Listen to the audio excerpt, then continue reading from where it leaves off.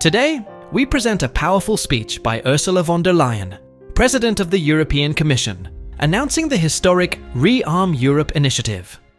With an unprecedented €800 billion investment, Europe is stepping up decisively to confront growing global security threats, support Ukraine, and boost its strategic autonomy. Watch and discover Europe's ambitious plan to reshape the continent's future. We're living in the most momentous and dangerous of times. I do not need to describe the grave nature of the threats that we face or the devastating consequences that we will have to endure if those threats would come to pass, because the question is no longer whether Europe's security is threatened in a very real way or whether Europe should shoulder more of its responsibility for its own security. In truth, we have long known the answers to those questions. The real question in front of us is whether Europe is prepared to act as decisively as the situation dictates, and whether Europe is ready and able to act with speed and with the ambition that is needed. In the various meetings in the last few weeks, most recently 2 days ago in London, the answer from European capitals has been as resounding as it is clear. We are in an era of rearmament, and Europe is ready to massively boost its defence spending, both to respond to the short-term urgency to act and to support Ukraine, but also to address the long-term need to take on more responsibility for our own European security. And this is why today I have written a letter to the leaders ahead of Thursday's European Council. This is why we are here together today. I have outlined in this letter to the leaders the ReArm Europe plan. This set of proposals focuses on how to use all the financial levers at our disposal in order to help member states to quickly and significantly increase expenditures in defence capabilities, urgently now, but also over a longer period of time over this decade. Now, there are 5 points to this plan. The first part of this ReArm Europe plan is to unleash the use of public funding in defence on the national level. Member states are ready to invest more in their own security if they have the fiscal space, so we must enable them to do so. And this is why we will propose to activate the national escape clause of the Stability and Growth Pact. This will allow member states to significantly increase their defence expenditures without triggering the excessive deficit procedure.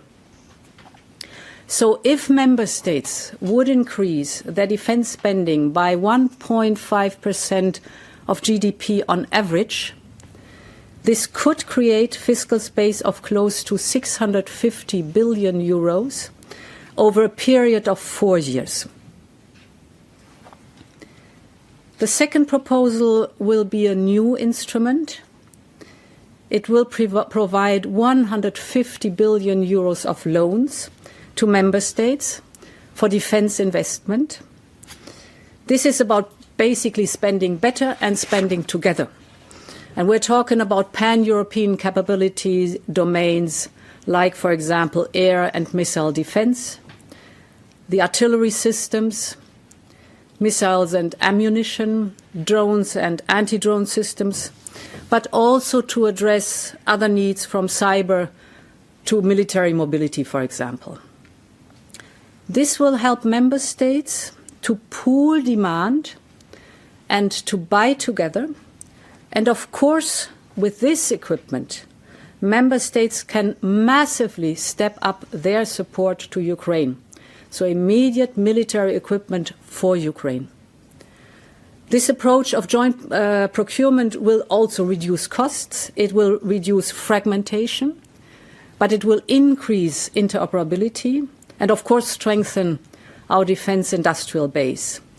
And it can be to the benefit of Ukraine, as I've just described. So this is Europe's moment, and we must live up to it. The third point is using the power of the EU budget. And there's a lot we can do in this domain in the short term to direct more funds towards defense-related investments. And this is why I can announce that we will propose additional possibilities and incentives for member states, that they will decide if they want to use cohesion policy programs to increase defense spending. Now, the last two areas of action aim at mobilizing private capital by accelerating the Savings and Investment Union and, of course, through the European Investment Bank. So to conclude, Europe is ready to assume its responsibilities.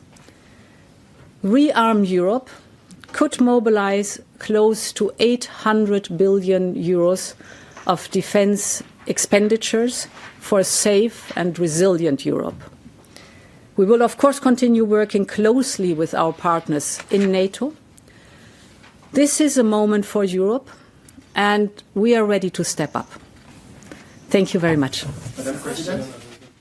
Visit our site, EnglishSpeechChannel.com, for exclusive access to video transcripts, offline audio, English lessons, and private classes. Don't forget to explore our free and new ebooks. Also, subscribe to our weekly newsletter for the latest updates. Links in the description below. Thanks for your support.